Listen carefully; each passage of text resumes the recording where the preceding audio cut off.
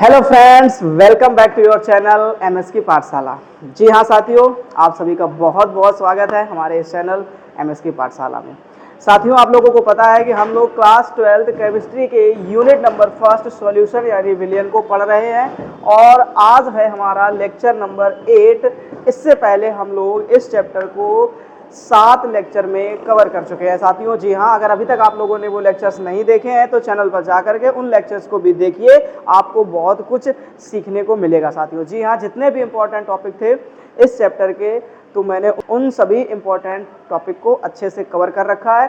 फिलहाल आज का जो टॉपिक है वो है क्वथनांक में उन्नयन। जी हाँ साथियों, क्वथनांक में उन्नयन। ठीक, हम लोग पढ़ रहे हैं अणुसंघ गुणधर्म को और अणुसंघ गुणधर्म में जो पहला गुणधर्म था वाष्प दाब का आपेक्षिक अवनमन, उसको हम लोगों ने पिछले लेक्चर में कवर करा था और आज हम लोग कवर करेंगे क्वथनांक में उन्नयन को। ठीक है ना साथियों, चलिए समय को बिना बर्बाद करे हुए शुरू करते हैं और ध्यान से देखिएगा और हर एक चीज को समझने की कोशिश कीजिएगा। ठीक है ना, तो आपने देखा कि हमें पढ़ना क्या है, ध्यान से समझना कि हम लोगों को सीखना है क्वथनांक में उन्नयन। ठीक है ना, क्वथनांक में उन्नयन ठीक है ना, क्वथनांक में उन्नयन। अब देखो यहाँ पर कुछ बातें लिखी, पहले उस पर फोकस करते हैं। ठीक है ना, ये एक शब्द लिखा है क्वथनांक और दूसरा लिखा है उन्नयन। तो एक काम करो, पहले इनको मतलब समझ लो कि है क्या। तो उन्नयन का मतलब होता है वृद्धि। क्या होता है? वृद्धि। ठीक है ना, उन्नयन का मतलब क्या होता है? वृद्धि। आप लोगों ने हाइट एंड डिस्टेंस में क्लास 10th में ये चीज़ पढ़ी होगी। क्या कि थोड़ा सा मैं अगर बताऊं तो यहाँ से आपको ऐसे, ये देखो ध्यान से ना, ऐसे, अरे यार ये ठीक। तो ये वाला जो एंगल होता है ये ऊपर से नीचे से ऊपर की तरफ, तो इस वाले एंगल को तुम क्या बोलते हो कि ये कोण कैसा है हमारा? उन्नयन कोण है। ठीक, लेकिन अगर ये वाले एंगल की बात करें ऊपर से नीचे की तरफ, तो ये वाला जो एंगल होता है वो क्या कहलाता है? अवनमन कोण कहलाता है। ठीक है ना, मतलब जब वृद्धि ऊपर की तरफ होगा तो उन्नयन होगा मतलब वृद्धि होगी, जब नीचे की तरफ होगा तो अवनमन होगा मतलब कमी होगी। ठीक, ये छोटी छोटी बातें थी, वो समझ में आ गई। अब बड़ी बात यहाँ पर किसकी है? क्वथनांक की। ये क्वथनांक क्या है इसको समझना है। ठीक, तो हमें क्वथनांक में उन्नयन को समझने से पहले सबसे जो पहला हमारा काम है कि हमें क्या करना है? क्वथनांक को समझना पड़ेगा। चलो देखो, अब ये क्वथनांक क्या बला है, सबसे पहले इस चीज को समझो। क्वथनांक, ठीक, तो क्वथनांक का मतलब होता है, वैसे अगर मैं छोटी सी बातें सिखाऊं आपको तो यहाँ पर इसको ऐसे बोल सकते हो, किसी चीज का उबलना ही क्या कहलाता है? क्वथनांक कहलाता है। क्या कहलाता है? क्वथनांक कहलाता है। ठीक, किसी चीज का उबलना ही क्या कहलाता है? क्वथनांक कहलाता है। बात को समझो जरा ध्यान से, किसी चीज का उबलना ही क्या कहलाता है? क्वथनांक कहलाता है। ठीक, अब क्वथनांक को डेफिनेशन में कैसे लिखा जाए वो आपको बात समझनी पड़ेगी। ठीक, कि क्वथनांक की परिभाषा क्या होगी, यानी कोई चीज उबलती कब है उसको कैसे डिफाइन किया जाएगा, ये बात आपको समझनी पड़ेगी। ठीक, तो अब डिफाइन करने के लिए क्वथनांक को आपको एक बात मेरी याद रखनी पड़ेगी, क्या कि जब कोई, जैसे मान लो आप पानी को गर्म करते हो, क्या करते हो? पानी को गर्म करते हो, तो ऐसा थोड़ी नहीं है कि पानी तुरंत उबलने लगता हो। समझ में आ रहा? ठीक, तुरंत तो पानी उबलता नहीं है। ठीक, उसको उबलने के लिए कुछ कंडीशन होती हैं, जरा ध्यान से देखिएगा। जैसे मैं यहाँ पर कह दूँ, ठीक, मैं यहाँ पर 3 पैरामीटर बनाऊंगा, समझना पहले ध्यान से। ठीक, 1 2 और 1, ये क्या हो गया हमारे पास में? मान लो 3। ठीक, यहाँ पर कोई वस्तु जो है वो क्या करेगी? उबलने लगेगी। ठीक है ना, यहाँ पे उबलना लिख दो और यहाँ पर अगर आ गए तो यहाँ पर जो है ना कोई वस्तु जमने लगेगी। ठीक, मेरी छोटी छोटी बातों पे काम करना तो सारी चीज़ें आपको अच्छी तरीके से समझ में आ जाएंगी। ठीक, अगर यहाँ तक ले गए तो वहाँ पर कोई चीज़ उबलने लगेगी और यहाँ पर टेम्परेचर को ले आए तो यहाँ पर कोई चीज़ जमने लगेगी। मेरा मतलब समझना कि अब कोई चीज़ उबलती है ना, तो आपको याद रखना है कि उसे आपको क्या करना पड़ेगा? वायुमंडलीय दाब के बराबर ले जाना पड़ेगा। ठीक, अगर आप किसी चीज़ को या किसी भी द्रव को उबालना चाहते हैं तो उसे वायुमंडलीय दाब तक लेकर के जाना पड़ेगा। बात समझना। जैसे मैं पानी को कह दूं आपसे कि एक काम करो, जरा पानी को क्या करो, उबाल के दिखाओ, तो जब आप पानी में नीचे से क्या करेंगे? आग लगाएंगे। सुनना मेरी बात को, जब आपने मान लो पानी को आपने क्या करा, ऐसे इसको चूल्हे के ऊपर रखा और आग लगाई। ठीक, और जैसे ही आप आग लगाएंगे तो आप एक चीज़ पाएंगे क्या कि ये कि ये तुरंत तो उबलने नहीं लगेगा, ठीक है ना। हाँ, अब इसका टेम्परेचर जो है वो कितना जाएगा, 100 डिग्री सेंटीग्रेड तक जाएगा, तब ये कहीं उबलना शुरू होगा और वाष्प बनना शुरू होगा। अब छोटी बात को समझो कि ये तुरंत ही क्यों नहीं उबलने लग गया। तो तुरंत ना उबलने का कारण है कि जब तक आप इस पानी की वाष्प को या उसके वाष्प दाब को वायुमंडलीय दाब के बराबर नहीं कर दोगे, तब तक पानी उबलेगा नहीं। बात को समझो, ठीक। तो जब कोई भी द्रव उबलना शुरू होता है या जब कोई भी द्रव उबलता है तो आपको ध्यान रखना है, ठीक है ना। तो ये ध्यान रखो क्या कि जब आप किसी भी द्रव को उसके वायुमंडलीय दाब के बराबर लेकर के जाओगे, यानी कि वाष्प दाब, द्रव का जो वाष्प दाब है वो अगर वायुमंडलीय दाब के बराबर हो गया तो फिर वो आसानी से उबलने लगता है। बात समझ में आ गई थोड़ी थोड़ी कि नहीं आई है, ठीक है ना। तो क्वथनांक की अगर मैं परिभाषा कहूँ आपसे तो बात को समझो कैसे समझना है कि वह ताप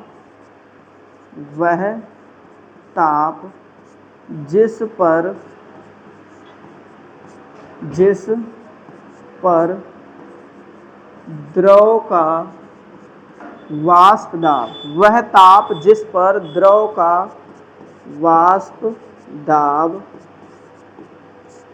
वायुमंडलीय ताप के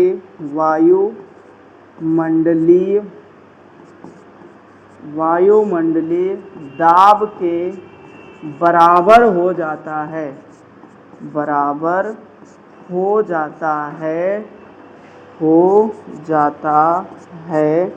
ठीक है ना, क्वथनांक कहलाता है। बस बात खत्म, ठीक है ना। ये चीज समझ लो ध्यान से क्या कि जब कोई द्रव का वाष्प दाब है वो किसके वायुमंडलीय दाब के बराबर हो जाएगा तो वो क्या कहलाएगा, उस द्रव का क्वथनांक कहलाएगा। समझ में आ गई छोटी छोटी बातें कि नहीं आ गई, ठीक। अभी और मैं समझाऊंगा आपको, बशर्ते इन चीजों को सीखने की कोशिश करो कि मैं कहना क्या चाहता हूं, ठीक।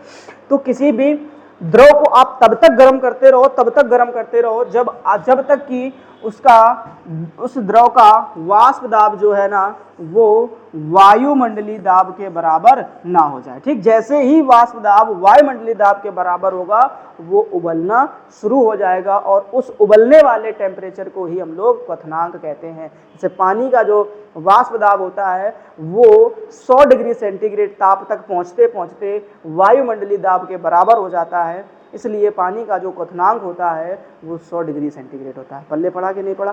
चलो अब शुरू करते हैं जरा साथियों फिर से कहानी को ध्यान से। क्या कि अब मैंने यहाँ पर एक ये लाइन बना दी है, ठीक। इस लाइन को मेरे समझना, और इसको मैंने मान लिया है कि ये विलायक की लाइन है। किसकी लाइन है, विलायक की लाइन है, ठीक। अब बात को समझना, ये किसकी लाइन है, विलायक की। अब जैसे मैंने आपसे कहा जरा छोटी छोटी बातें हैं, ध्यान समझना तो पल्ले पड़ जाएगा जल्दी से, ठीक है ना। इस तरीके से ध्यान से देखो। अब जैसे मैंने कहा कि ये केवल और केवल क्या है, विलायक है। बात समझना ध्यान से, ठीक। ये केवल और केवल क्या है, विलायक है, ठीक। तो आपको पता है जैसे मान लो पानी हो गया, तो ये जो पानी है वो कितने पर, 100 डिग्री सेंटीग्रेड पर उबलना शुरू होगा। अब पानी उबल रहा है, ठीक। और इसी पानी में आपने थोड़ी सी क्या मत डाल दी, चीनी डाल दी, चीनी चाय पत्ती डाली। तो आपको क्या लगता है ये पानी जो उबल रहा होता है वो थोड़ी देर के लिए शांत हो जाएगा कि नहीं हो जाएगा। बात समझो जरा ध्यान से, वो थोड़ी देर के लिए क्या हो जाएगा, शांत हो जाएगा। अब जैसे ही वो शांत हुआ तो इसका जो पैरामीटर है वो थोड़ा सा कहाँ आ जाएगा, नीचे। ये बड़ी बड़ी बातें हैं। अभी आपको लग रहा है कि भैया पता नहीं क्यों ये लाइन खींच खींच करके हमको बता रहा है ना। मैं आपसे वादा करता हूं कि आपको क्वथनांक में उन्नयन और हिमांक में अवनमन दोनों बातें ये 4 लाइनें सिखा देगी, सच बता रहा हूं, ठीक। बशर्ते ध्यान से देखो क्या कि जब पानी यहां पर था, ठीक, अब वो उबल रहा था मान लो किसी भी तरीके से, ठीक। जैसे ही आपने उसमें क्या डाला, चीनी चाय पत्ती डाली, वो थोड़ी देर के लिए शांत हो गया, मतलब उसका लेवल जो है वो विलायक की अपेक्षा थोड़ा सा नीचे आ जाएगा, ठीक। अब दोनों को हमें क्या करना है, उबालना है। दोनों को क्या करना है, उबालना है, ठीक। तो अब जरा बताना कि दोनों को, अच्छा दोनों को उबालने के लिए तुम्हें क्या करना पड़ेगा, वायुमंडलीय दाब के बराबर तो ले ही जाना पड़ेगा, ठीक। अब जरा ये सोच करके देखो, देखो अब ये वाली जो लाइन है ये किसकी हो गई, विलयन की हो गई। इतनी चीज तय हुई कि नहीं हुई, ठीक। ऊपर वाली लाइन किसकी है, विलायक की, और नीचे वाली लाइन किसकी है, विलयन की, ठीक। अब यहां पे अगर मैं आपसे कहूं कि जरा मुझे ये बता दो कि किसको उबालने के लिए, समझना जानते, किसको जल्दी उबालने के लिए आपको वायुमंडलीय दाब तक जल्दी पहुंचाना पड़ेगा, या जल्दी कौन पहुंच जाएगा। तो जिसकी लाइन छोटी दिख रही है ना वही तो जल्दी देखो ठीक, और जिसकी लाइन बड़ी होगी वो, ठीक। तो इसमें से अगर मैं आपसे पूछूं कि क्वथनांक ज्यादा किसका है, तो आप ध्यान रखें कि जिसकी लाइन लंबी है उसी का क्वथनांक ज्यादा, यानी विलयन का क्वथनांक ज्यादा हो जाएगा और विलायक का क्वथनांक क्या हो जाएगा, कम हो जाएगा। बात छोटी छोटी समझ में आ रही है कि नहीं आ रही है, ठीक है ना। तो यही तो कहानी समझनी है। चलो अब ये बात अगर पल्ले पड़ गई है तो मैं कुछ और बातें आपको सिखा देता हूँ, ठीक। अब अगर मैं ये कहूँ कि चला अच्छा इसको लिखा किससे जाता है, तो क्वथनांक को हम लोग टेम्परेचर से मापते हैं। किससे मापते हैं, टेम्परेचर से। अब अगर मैं विलयन के क्वथनांक की बात करूँ तो इसको आप क्या लिखेंगे, तो ध्यान रखना TSB, क्या लिखा जाएगा, TSB, ठीक। और जो विलायक का क्वथनांक होगा वो क्या होगा, तो आपको ध्यान रखना, हमने शुद्ध विलायक के लिए हमेशा नॉट बोला था और यहाँ पे ध्यान रखना B लिख देना, ठीक। तो TSB और T0B, विलायक का क्वथनांक T0B, विलयन का क्वथनांक TSB, इससे डिनोट करेंगे, ठीक। ये छोटी छोटी बातें याद कर लो।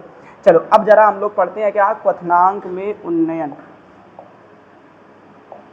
ध्यान से समझना, क्या बोला मैंने, क्वथनांक में उन्नयन, क्वथनांक में उन्नयन, ठीक, क्वथनांक में उन्नयन। अब इसको कैसे समझा जाए कि क्वथनांक में उन्नयन क्या है, तो ये ध्यान रखना, ये हेडिंग कौन से नंबर की होगी, दूसरे नंबर। पहला हम लोग पढ़ चुके हैं वाष्प दाब का आपेक्षिक अपनयन, अब हमको सीखना क्वथनांक में उन्नयन। तो आपने किया क्या, जरा सोचो, ये हमारा क्या था, एक वाष्पशील विलायक था। तो आप बोलेंगे क्या कि जब किसी वाष्पशील विलायक में, जब किसी वाष्पशील विलायक में, वाष्पशील विलायक में, जब किसी वाष्पशील विलायक में किसी अवाष्पशील विलेय को, अवाष्पशील विलेय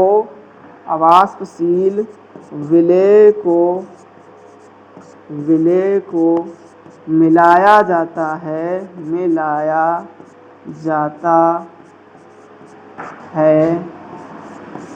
तो विलयन के क्वथनांक में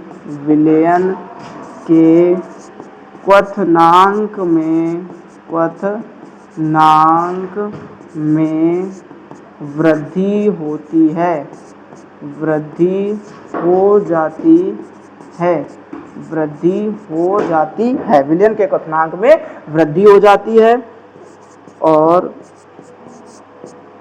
विलयन के क्वथनांक में वृद्धि ही, और क्वथनांक में वृद्धि ही क्वथनांक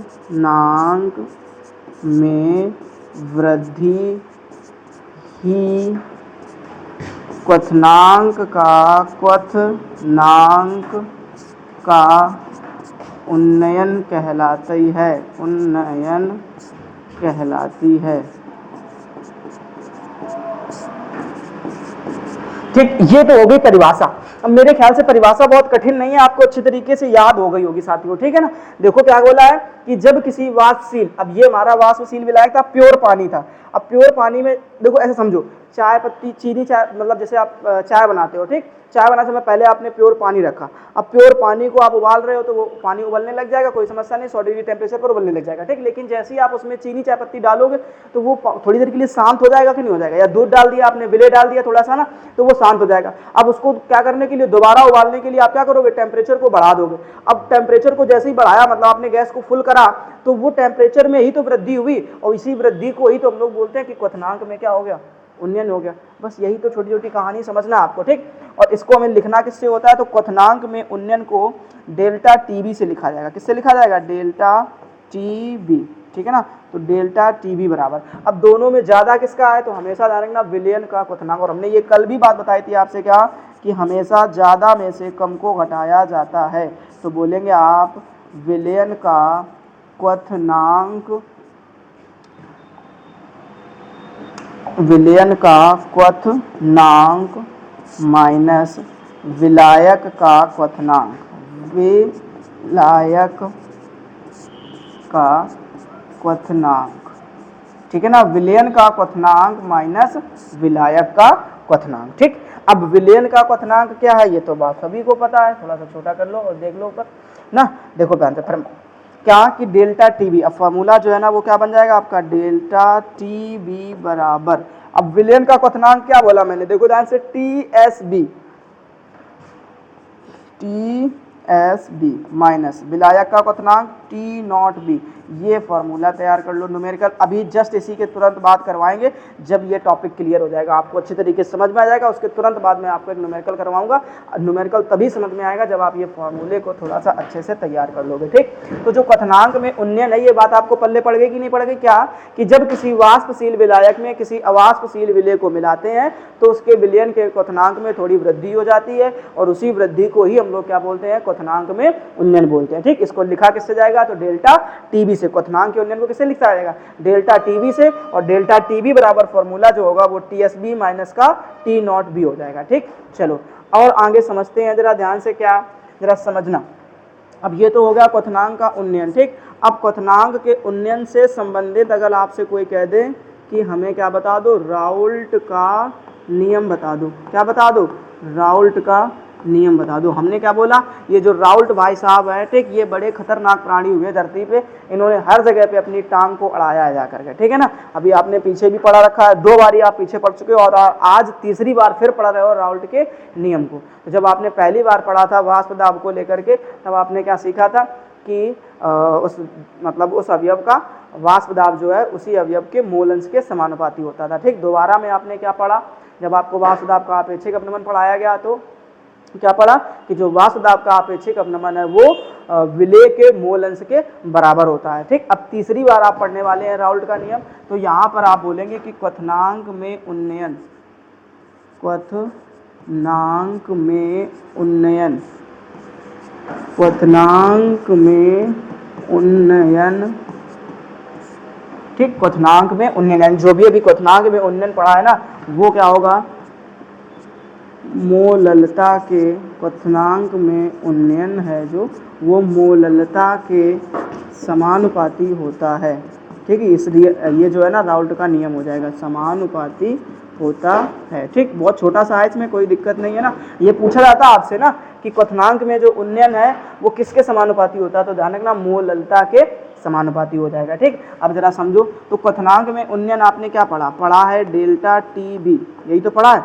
देखो क्वथनांक में उन्नयन आपने क्या सीखा है, डेल्टा टीबी, तो डेल्टा टीबी जो है वो समानुपाती हो जाएगा किसके, मोललता के, और मोललता को किससे लिखा जाता है, स्मॉल एम से लिखा जाता है। ये बहुत पहले आपको सिखाया जा चुका है साथियों, ठीक है ना। तो मोललता को किससे लिख देना, स्मॉल एम से लिख देना, ठीक। अब क्या करेंगे, थोड़ा सा और आगे बढ़ेंगे, तो हमने क्या बोला आपसे, क्या कि फॉर्मूला बनाना सीखिए। तो डेल्टा टी बी, अब समानुपाती का चिन्ह हटाएंगे तो बराबर का चिन्ह लगाएंगे। अब जब बराबर का चिन्ह लगेगा तो यहाँ पर एक स्थिरांक आ जाएगा, और ये स्थिरांक जो है वो क्या होगा, के बी। बी को ध्यान रखो, बॉइलिंग, बॉइलिंग मतलब होता है क्वथनांक, ठीक। तो ये ध्यान रखना, तो के बी और इनटू में आपका क्या हो जाएगा, स्मॉल एम, ठीक। तो ये फॉर्मूला पल्ले पड़ा, थोड़ा थोड़ा पढ़ा कि नहीं पढ़ा, जरा समझो ध्यान से, ठीक। अभी मैं आपको सब सिखाऊंगा कि कहाँ पे क्या है और कैसे कैसे सब सारी चीज़ें चलेंगी, ठीक। मैं फाइनली फॉर्मूले तक आपको पहुँचाऊंगा, पहले मेरी छोटी छोटी बातों पे ध्यान दो। अब अगर मैं मोललता का फॉर्मूला पूछूँ आपसे, तो मैंने क्या बताया था, बोलो फटाफट, क्या होता है मोललता का फॉर्मूला, तो ध्यान रखना WA/MA इंटू में WB, ठीक। ये फॉर्मूला मैंने सिखाया था आपको, और अगर WB ग्राम में है तो ऊपर आप क्या करते थे, 1000 से मल्टीप्लाई करा लेते थे, ठीक। ये मोललता का फॉर्मूला है जो मैंने पीछे आपको सिखाया है, ठीक। अब अगर आपने पिछले लेक्चर नहीं देखे हैं तो फिर थोड़ी समस्याएं हो रही होंगी आपको, और होना लाजमी है, समझ में आ रहा है। अगर आप लापरवाह हैं तो फिर आपको समस्याएं होना लाजमी है, और होनी भी चाहिए, ठीक। अगर आपको फिर समस्याएं नहीं होंगी तो आपका मन भी नहीं लगेगा पढ़ने में, ठीक। अब जाकर के पिछला लेक्चर देखिए, जाकर के उन लेक्चर्स में आपको ये मोललता को अच्छे तरीके से समझाया गया है, ठीक। चलो अब क्या करना है, दूसरी कहानी में जरा समझो, यही मोललता का मान उठा करके यहाँ पे रख दो, तो आपको जो फॉर्मूला मिलने वाला है वो क्या होगा कि डेल्टा टी बी बराबर के बी इंटू में, अब देखो ध्यान से, तो स्मॉल एम बराबर क्या है आपके पास में, WA, और मल्टीप्लाई कितना लिखा हुआ है 1000, तो 1000 लिख दो, ठीक, बटे। अब नीचे आ जाओ तो नीचे आपको क्या दिख रहा है, MA, और इनटू में क्या दिख रहा है, WB, ठीक। और ये WB जो है वो किस में होगा, ग्राम में होगा, ठीक है ना। तो ये है छोटी छोटी सी कहानियाँ, मैं भी आपको सब सिखाऊंगा कि कौन यहाँ पर क्या है, सिंबल का क्या मतलब है, ठीक। तो ये समझ में आना चाहिए। अब देखो जरा ध्यान से, यहाँ पर क्या मैं सारी बातें लिख दूँ नंबर से, तो जो पहली कहानी है वो किसकी है, डेल्टा टीबी की। तो डेल्टा टीबी है वो क्या होगा आपका, तो ध्यान रखना अभी पीछे पढ़ करके आए हो, क्वथनांक में उन्नयन। क्या पढ़ा अभी आपने, क्वथनांक में उन्नयन, यानी जो डेल्टा टीबी है वो क्या है, क्वथनांक में उन्नयन है। उसके बाद देखो दूसरी कहानी, अब दूसरी कहानी में आपको दिख रहा है केबी, ये ध्यान से देखो केबी, ये अच्छी चीज़ है, इसको याद रखना पड़ेगा। इसको हम लोग बोलते हैं मोलल उन्नयन स्थिरांक। क्या बोलते हैं, मोलल उन्नयन स्थिरांक, उन्नयन, ठीक है ना, मोलल उन्नयन स्थिरांक, ठीक है ना, ये ध्यान रखना, मोलल उन्नयन स्थिरांक, ऐसा भी पेपर में लिखा मिल सकता है, ठीक, न्यूमेरिकल लगाते समय, तो ध्यान रखना। अब तीसरी कहानी समझो। अब आपने देखा कि WA दिख रहा है, तो जो WA है वो हो जाएगा आपका क्या, विलेय का द्रव्यमान। क्या हो जाएगा, विलेय का द्रव्यमान, जिसको तुम लोग भार भी बोल देते हो, ठीक है ना, ऐसे। चौथी कहानी देखो, चौथी कहानी आपको वहीं पे दिख रही होगी बेटा MB की, किसकी, सॉरी MB कहाँ होगा ना, MA, क्या दिख रहा होगा आपको, MA, ये देखो ध्यान से क्या लिखा है, MA। तो MA की अगर मैं बात करूं तो ये क्या हो जाएगा, तो आपको ध्यान रखना है कि ये हो जाएगा विलेय का मोलर द्रव्यमान, विलेय का मोलर द्रव्यमान, मोलर द्रव्यमान या आणविक द्रव्यमान, दोनों एक ही बातें होती है, ठीक है ना, मोलर द्रव्यमान, ठीक। एक लास्ट और है, उसको भी फटाफट समझ लो ध्यान से ना, क्या लिखा हुआ है, लास्ट नंबर, 5वां नंबर देखो ध्यान से, लिखा हुआ है WB। क्या लिखा हुआ है, WB। अब WB जो है वो क्या हो जाएगा, तो आपको ध्यान रखना है विलायक का द्रव्यमान, विलायक का द्रव्यमान, ठीक है ना, ये विलायक का द्रव्यमान या विलायक, ऐसे को हम लोग बोल सकते हैं भार, ठीक। तो ये हो गया फाइनली फॉर्मूला, ये है फॉर्मूला, समझ में आ रहा, इस फॉर्मूले को याद करो, इसी से न्यूमेरिकल बनेंगे। तो क्वथनांक का उन्नयन क्या होता है, पीछे सिखा दिया गया है, देखो ध्यान से, क्वथनांक में उन्नयन ये लिख दिया मैंने, ठीक, ये एक फॉर्मूला याद कर लो और एक ये फॉर्मूला याद कर लो, इसी से सारे के सारे न्यूमेरिकल आसानी से आप बना पाएंगे। बात समझ में आ रही नहीं आ रही, ठीक। चलो अब शुरू करते हैं। पहले तो एक काम करो, स्क्रीनशॉट लो फटाफट, इसका ले लिया। चलो अब देखो ध्यान से, अब क्या करना है, आपको एक न्यूमेरिकल बताया गया है, उस न्यूमेरिकल को लगाना है, ठीक। देखो मैंने पहले ही लिख रखा है, और इस न्यूमेरिकल को समझो जरा ध्यान से, क्या क्या दिया गया है, क्या क्या आपको निकालना है, ठीक। कह रहा है क्या कि एक पात्र में 18 ग्राम ग्लूकोज। देखो सबसे पहला यही तरीका होता है न्यूमेरिकल लगाने का, कि जो जो दिया जाए उसको चुपचाप शांति से लिख लो। अब ग्लूकोज का फॉर्मूला क्या होता है, तो C6H12O6, क्लियर है कि नहीं है, ठीक। अब कह रहा को 1 किलोग्राम जल में, तो आप यहाँ पर ध्यान रखना क्या लिख देना है, 1 किलोग्राम जल, तो जल का फॉर्मूला क्या हो गया, H2O। अब इसी को बदल दो किसमें, ग्राम में, तो क्या हो जाएगा 1000 ग्राम। बात पल्ले पड़ गई। फिर कह रहा घोला गया है तो एक वायुमंडलीय दाब पर, तो ये दाब हो गया प्रेशर, प्रेशर का कोई फॉर्मूला आपने पीछे पढ़ा नहीं तो छोड़ दीजिए, कोई समस्या नहीं। तो कह रहा यह विलयन किस ताप पर उबलेगा, बड़ी बात है, ध्यान समझना।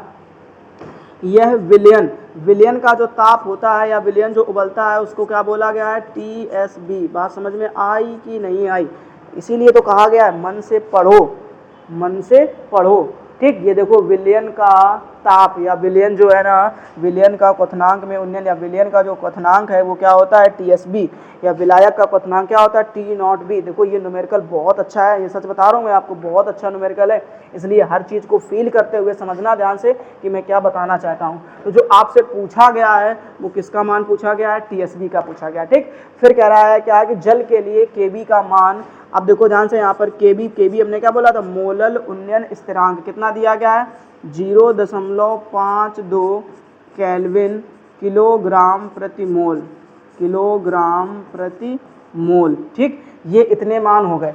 अब इन दोनों में पहचान लो। पहले तो हमने क्या बोला था आपसे कि जो कम मात्रा में दिखेगा वो मान हमेशा याद रखना किसका होगा, WA का, और जो ज़्यादा मात्रा में दिखेगा ग्राम में वो किसका मान होगा, WB का, ठीक। अब मैं अगर एक बारी फॉर्मूला लिख दूं तो क्या बताऊं मैं आपको, डेल्टा TB। अच्छा पूछा किसका मान गया है, TSB का, तो बोलो भैया ये फॉर्मूला क्यों लगा रहे हो, क्योंकि इसी फॉर्मूले से आगे आप TSB का मान निकाल पाएंगे। तो क्या पढ़ा था आपने यहाँ पे, तो KB इंटू में WA इंटू में 1000, देखो फॉर्मूले ही तो याद रखना बड़ी कहानी है, बटे में MA और इंटू में मैं क्या करूँ, WB, ठीक। यही तो बताया गया, यही फॉर्मूला भी पढ़ा आपने। तो ये सोचो कि इस फॉर्मूले के लिए आपको किस किस के मान दिए गए हैं, KB का मान दिया गया नहीं दिया गया, देखो ध्यान से ये दिया गया, WA का मान दिया गया है, WB का मान दिया गया है, ठीक। ma का मान नहीं दिया गया। अब ma के मान के लिए हमने आपको बहुत पहले ये कहानी सिखा रखी है कि ma के साथ wa के साथ में जो भी फॉर्मूला दिखे उसके अणुभारों को आपस में जोड़ देना, सॉरी उसके परमाणु भारों को आपस में जोड़ देना, वो क्या बन जाएगा, अणुभार बन जाएगा, मोलर द्रव्यमान बन जाएगा। मतलब अगर मैं ma का मान निकालूंगा तो जब इन सब के परमाणु भारों को आप आपस में जोड़ेंगे तो आप पाएंगे कि आपको कितना मिलेगा, 180 ग्राम प्रति मोल मिलेगा। ठीक, ये याद कर लो अच्छी तरीके से। यहाँ तक की कहानी सॉल्व हो गई, यहाँ तक कोई प्रॉब्लम नहीं है। अगर नहीं है तो फिर आपको क्वेश्चन अच्छी तरीके से समझ में आ जाएगा। ठीक, चलो अब शुरू करते हैं। पहले हम लोग यहाँ से मान निकालते हैं किसका, डेल्टा टीबी का, क्योंकि देखो ध्यान से तुमसे डेल्टा टीबी का मान नहीं पूछा गया, पूछा गया है टीएसबी का, और टीएसबी का मान तुम तब निकाल पाओगे जब तुम्हें डेल्टा टीबी का मान पता होगा। अच्छा, एक और कहानी है यहाँ पर टी नॉट बी की, चलो उसको भी पढ़ लेते हैं पहले। ठीक, तो एक हमने जो फॉर्मूला बताया उसको भी, फॉर्मूले को पहले लिख लो यहाँ पर। तो क्या बताया था मैंने, डेल्टा टीबी बराबर क्या होता था, टीएसबी माइनस का टी नॉट बी, यही तो फॉर्मूला बताया मैंने। ठीक, अब अगर मैं यहाँ से, अगर आप डेल्टा टीबी का मान लो, मान इस तरीके से यहाँ से निकाल भी लिए तब भी आप फंसोगे, क्योंकि यहाँ पर टी नॉट बी का मान नहीं पता है। अब टी नॉट बी होता क्या है, तो ध्यान से देख लो एक बारी वापस से। हमने क्या बोला था, टी नॉट बी जो है वो क्या होगा, विलायक का क्वथनांक। और विलायक का क्वथनांक, अब यहाँ पर विलायक क्या है उस चीज को समझो पहले ध्यान से। फटाफट क्या करा, 1 किलोग्राम जल, यही तो ज्यादा है, और ज्यादा वाला ही क्या होता है, विलायक। तो आपको ये बात पता है क्या कि अगर मैं कह दूं जल, तो जल कितने पर उबलता है, तो आपको ध्यान रखना है जल 100 डिग्री सेंटीग्रेड पर उबलता है। ये बात तो सबको पता है ना कि जल जो है वो कितने डिग्री सेंटीग्रेड पर, 100 डिग्री सेंटीग्रेड पर उबलता है। अब अगर ये 100 डिग्री सेंटीग्रेड पर उबलता है तो आपको यहाँ पर एक छोटी सी कहानी और समझनी है, जरा ध्यान से देखना। ठीक है, सबको दिख रहा है ना, थोड़ा थोड़ा समझते चलो। देखो, अब अगर आपने कहा कि इतने ऊपर उबलता है तो आपको एक चीज़ मोटी मोटी पता चलेगी कि जो टी नॉट बी का मान है वो कितना निकल कर आ जाएगा, 100 डिग्री सेंटीग्रेड। ठीक, लेकिन एक और यहाँ पर समस्या खड़ी हो जाती है। वो क्या खड़ी हो जाती है, क्या कि आपको कभी भी इस मान को, टी नॉट बी के मान को डिग्री सेंटीग्रेड में नहीं लिखना है, किसमें लिखना है, केल्विन में। किसमें लिखना है, केल्विन में। ठीक, अच्छा, केल्विन में बदलने के लिए आपको करना क्या पड़ता है, कुछ ना करिए, आप इसमें केवल और केवल 273 जोड़ दीजिए। कितना जोड़ दीजिए, 273 जोड़ दीजिए। ठीक, ये ऑटोमेटिक किसमें कन्वर्ट हो जाएगा, केल्विन में। तो ये जो मान है वो कितना निकल कर आ जाएगा, 373 केल्विन। ठीक, तो टी नॉट बी के मान की भी समस्या खत्म हो गई।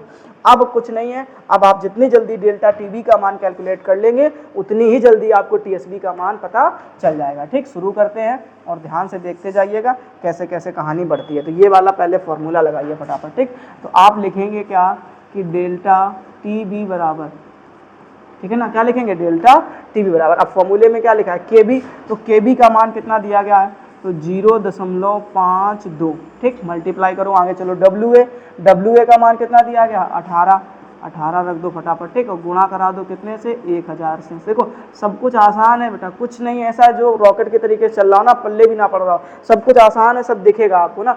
नीचे देखो एम ए का मान आप कितना निकाले हो, तो 180, यहाँ पे फटाफट रख दो कितना, 180, मल्टीप्लाई करा दो डब्ल्यू बी से।